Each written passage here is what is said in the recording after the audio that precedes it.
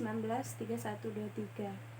Baik, di sini saya akan menanggapi video beberapa dari teman-teman AKS 3 untuk memenuhi UAS Ekonomi Makro Islam. Baik, yang pertama di sini saya mengambil dari punya Mbak Badrianur Hidayati dengan judul Keseimbangan ADAS. Apa itu ADAS? Baik, saya akan menjelaskan. Agregat demand atau AD atau yang dimaksud dengan permintaan agregat didefinisikan sebagai tingkat pengeluaran nasional yang akan dilakukan dalam perekonomian pada berbagai tingkat harga yang meliputi pembelanjaan konsumen, produsen, pemerintah dalam suatu tahun tertentu. Jadi permintaan itu adalah permintaan kebutuhan baik itu rumah tangga, konsumen maupun pemerintah dan juga pemerintah. Maka pengeluaran agregat menggambarkan tentang hubungan antara pengeluaran dengan pendapatan nasional. Sedangkan penawaran agregat atau agregat supply AS atau juga disebut sisi penawaran yang didefinisikan sebagai penawaran barang dan jasa yang dilakukan oleh perusahaan-perusahaan dalam suatu negara. Jadi, barang dan jasa yang diproduksi oleh perusahaan-perusahaan yang ditawarkan ke pasar baik pada rumah tangga, konsumen maupun pemerintah. Dalam analisis ADAS, ciri penawaran maka agregat dikaitkan dengan tingkat harga. Kurva AS menerangkan tentang pendapatan nasional yang akan diwujudkan perusahaan-perusahaan pada berbagai tingkat harga. Jadi, berdasarkan penjelasan yang sudah saya jelaskan tadi, dapat disimpulkan bahwa analisis ADAS atau permintaan dan penawaran merupakan analisis keseimbangan ekonomi negara dalam keadaan harga yang mengalami perubahan yang nantinya akan berlaku untuk berbagai harga, baik itu ketika harga naik maupun harga mengalami penurunan. Analisis keseimbangan pendapatan nasional merupakan analisis penentuan kegiatan ekonomi negara yang kita kenal dengan analisis Keynesian sederhana atau Simple Keynesian Analysis. Dijuluki demikian sebab pokok-pokok dari pemikiran tersebut dikembangkan oleh seorang ahli ekonom Inggris yaitu John Maynard Keynes dalam bukunya The General Theory of Employment, Interest and Money. Dan dia dinamakan sederhana oleh karena analisis ini belum memperhatikan peranan uang dan suku bunga dalam penentuan kegiatan ekonomi. Analisis ADAS merupakan model penentuan keseimbangan dengan menggunakan pemisahan harga yang berubah. Dengan analisis ADAS, penawaran agregat dapat dibedakan menjadi dua, yaitu yang pertama penawaran agregat jangka pendek atau short run aggregate supply atau SRAS. Kemudian yang kedua penawaran agregat jangka panjang atau long run aggregate supply atau LRAS. Kemudian keseimbangan permintaan penawaran agregat ADAS. Keseimbangan pendapatan nasional yang ada di dalam analisis ADAS dinamakan juga sebagai keseimbangan makroekonomi, yang berarti suatu analisis yang menerangkan bagaimana tingkat kegiatan ekonomi pendapatan nasional real dan tingkat harga umum ditentukan. Mungkin itu saja yang bisa saya tanggapi dari materi yang pertama. Kemudian kita lanjutkan ke materi yang kedua tentang kebijakan fiskal dalam ekonomi Islam. Di sini saya mengambil dari Mbak Abdul Fatihah. Baik. Apa itu kebijakan fiskal? Kebijakan fiskal merupakan kebijakan penyesuaian di bidang pengeluaran dan penerimaan pemerintah untuk memperbaiki kondisi perekonomian. Dengan kata lain, kebijakan fiskal merupakan kebijakan ekonomi yang bertujuan untuk memperbaiki perekonomian dengan cara mengubah penerimaan dan pengeluaran pemerintah. Dapat disimpulkan bahwa kebijakan fiskal merupakan suatu kebijakan pemerintah yang mempunyai ketentuan mengenai pendapatan dan pengeluaran pemerintah untuk menjaga kegiatan perekonomian yang ideal atau dalam keadaan yang lebih baik. Sarana kebijakan fiskal adalah penerimaan dan pengeluaran pemerintah yang berkaitan erat dengan perpajakan, yaitu belanja negara atau pengeluaran dan perpajakan. Dalam keadaan berikut, kebijakan fiskal juga dapat dikatakan sebagai salah satu kebijakan makroekonomi terpenting Karena yang pertama dapat membantu meminimalkan fluktuasi dalam siklus bisnis, kemudian menjaga pertumbuhan ekonomi yang berkelanjutan dan kesempatan kerja yang tinggi. Kemudian 3, hindari inflasi tinggi atau inflasi yang tidak stabil. Tujuan kebijakan fiskal. Pada dasarnya kebijakan fiskal bertujuan untuk mempengaruhi jumlah total pengeluaran publik, pertumbuhan ekonomi, dan total produksi publik, kemudian jumlah pekerjaan dan pengangguran, tingkat harga dan inflasi secara keseluruhan, dan untuk menstabilkan perekonomian dengan mengendalikan tingkat suku bunga dan uang yang beredar.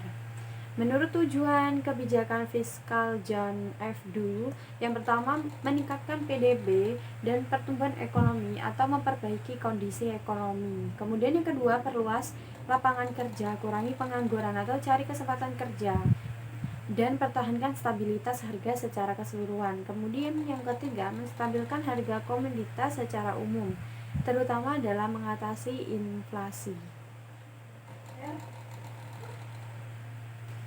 Jenis-jenis kebijakan fiskal. Secara teori terdapat 4 jenis kebijakan fiskal. Yang pertama, pembiayaan fungsional.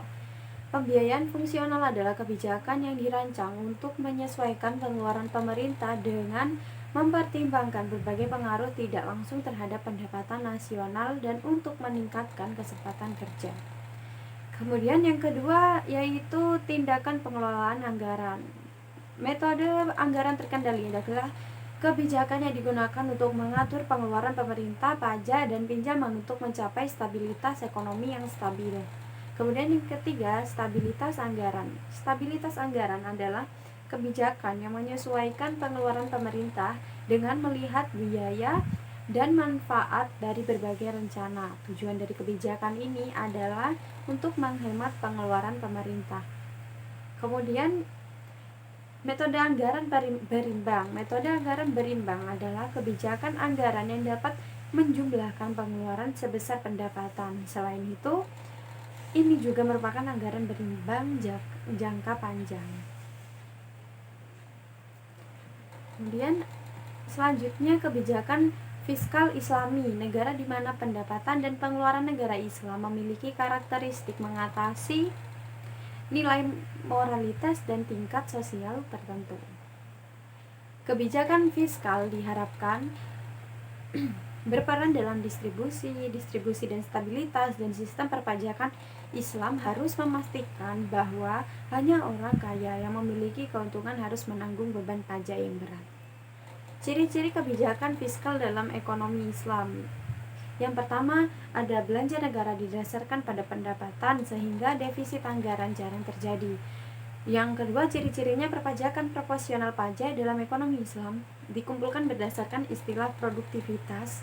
Misalnya pajak hajj ditentukan berdasarkan tingkat kesuburan tanah, cara pengairan, dan jenis tanaman. Kemudian ciri-ciri yang ketiga, penghitungan zakat berdasarkan keuntungan, bukan kuantitas barang. Misalkan zakat perdagangan, zakat yang dikeluarkan merupakan hasil keuntungan sehingga tidak ada batasan biaya produksi. Fungsi kebijakan dalam ekonomi Islam itu apa? Kebijakan fiskal Islam bertujuan untuk membangun masyarakat berdasarkan pemerataan kekayaan dengan menyeimbangkan nilai material dan spiritual. Dibandingkan dengan ekonomi tradisional, kebijakan fiskal memainkan peran yang lebih besar dalam ekonomi Islam. Karena alasan yang pertama, dalam ekonomi Islam peran moneter lebih terbatas daripada ekonomi konvensional yang tidak bebas bunga. Kemudian yang kedua, dalam ekonomi Islam pemerintah wajib memungut pajak zakat dari semua umat Islam yang memiliki kekayaan lebih dari jumlah tertentu atau nisab untuk tujuan yang dijelaskan dalam Quran Surat Al-Taubah ayat 60. Kemudian yang ketiga, dalam peran pengelolaan hutang publik terdapat perbedaan yang besar antara ekonomi Islam dan ekonomi non-Islam atau konvensional. Mungkin itu saja yang bisa saya tanggapi dari video Mbak Fatih. Kemudian kita ke materi yang ketiga. Di sini saya mengambil kebijakan moneter dalam ekonomi Islam dari Mas Imam Zainuri. Apa itu kebijakan moneter?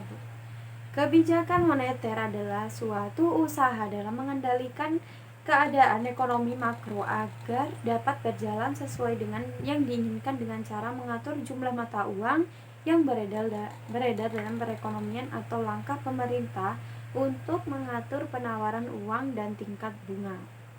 Dalam kebijakan moneter, pada dasarnya adalah kebijakan pemerintah yang bertujuan untuk mencapai keseimbangan yang tinggi, pemerataan pembangunan, serta stabilitas harga yang ada di perekonomian masyarakat. Tujuan dari kebijakan moneter itu sendiri yang pertama ada menjaga kestabilan ekonomi, yang kedua membuka lapangan pekerjaan, yang ketiga memperbaiki neraca perdagangan kerja, kemudian yang keempat menjaga kestabilan harga.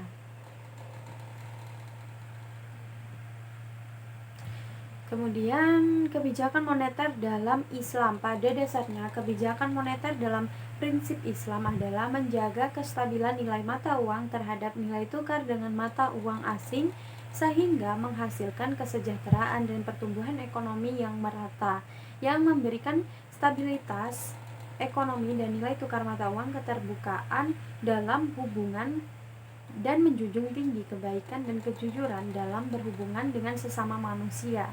Hal ini disebutkan dalam Al-Quran Surat Al-An'am ayat 152.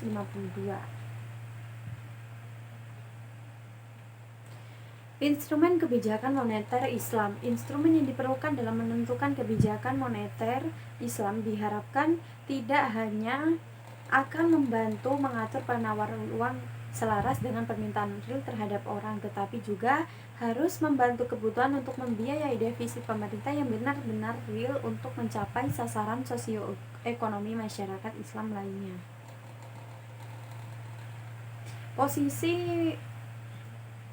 Kemudian di sini saya akan menjelaskan posisi bank sentral dalam Islam. Bank sentral sebagai bank yang bertanggung jawab terhadap pengaturan dan kelancaran sistem pembayaran yang ada di negara tersebut, serta dalam penyulutan mata uang yang harus sesuai dengan regulasi yang ada.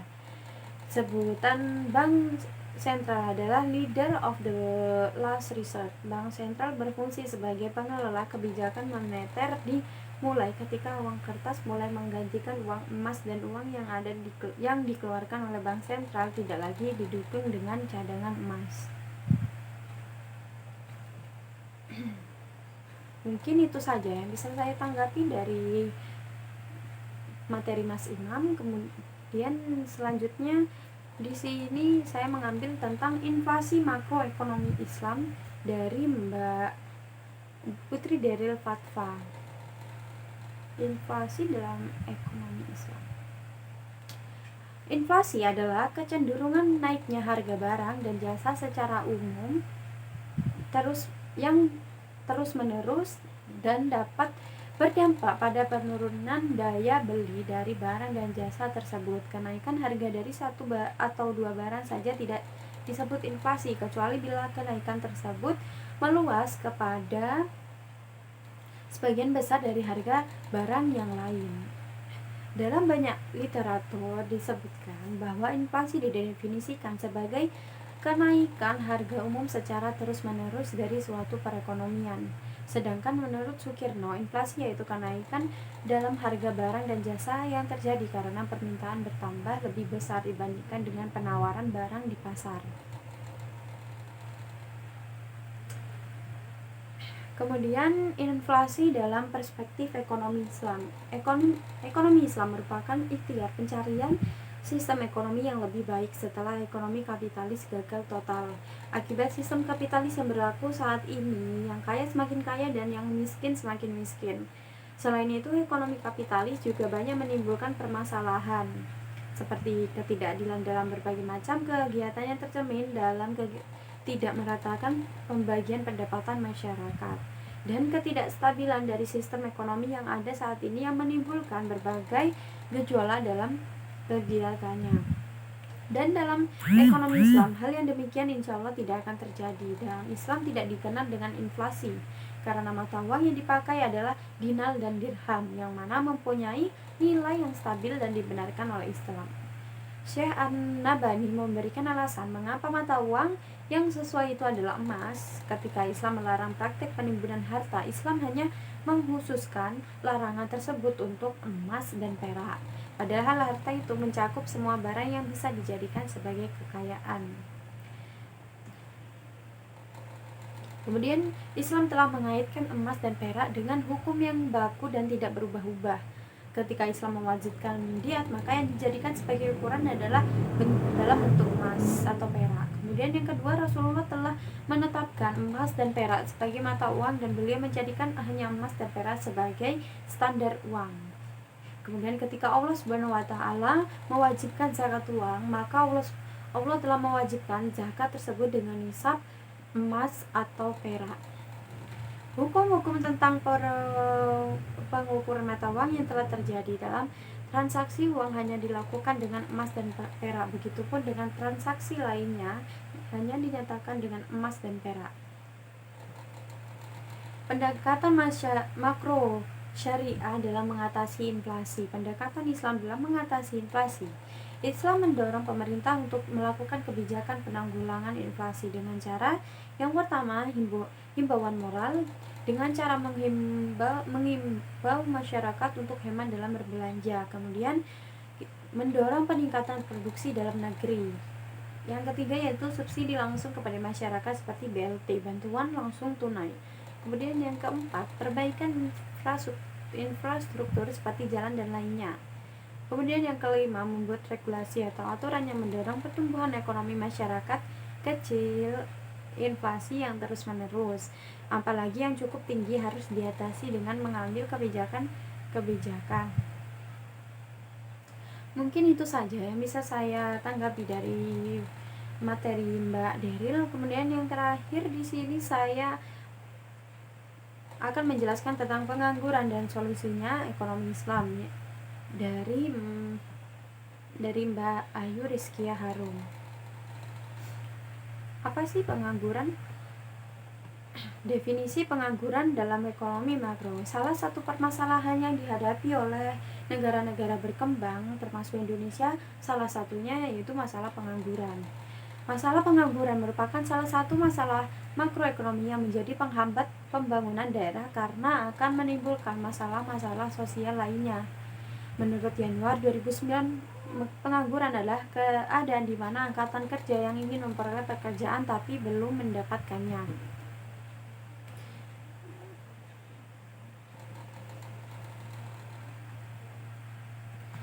Kemudian bagaimana kebijakan pemerintah dalam menanggulangi pengangguran?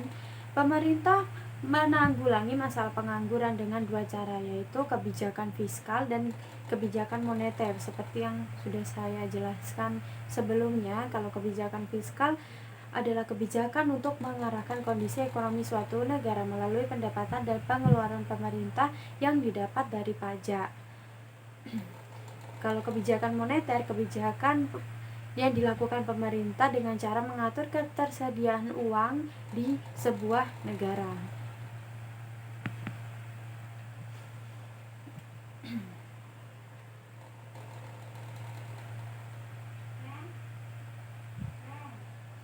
Pengangguran di Indonesia itu kondisinya sangat memprihatinkan. Banyak sekali terdapat pengangguran di mana-mana, seperti yang fresh graduate yang baru lulus. Penyebab pengangguran terdapat masalah sumber daya manusia dan keterbatasan lapangan kerja. Indonesia sekarang menempati urutan ke-133 dalam hal tingkat pengangguran di dunia. Semakin rendah peningkatan, maka semakin banyak pula jumlah pengangguran yang terdapat di Indonesia. Untuk mengatasi pengangguran ini, biasanya pemerintah membuat suatu program untuk menampung para pengangguran. Mungkin itu saja yang bisa saya sampaikan, kurang lebihnya mohon maaf. Wassalamualaikum warahmatullahi wabarakatuh.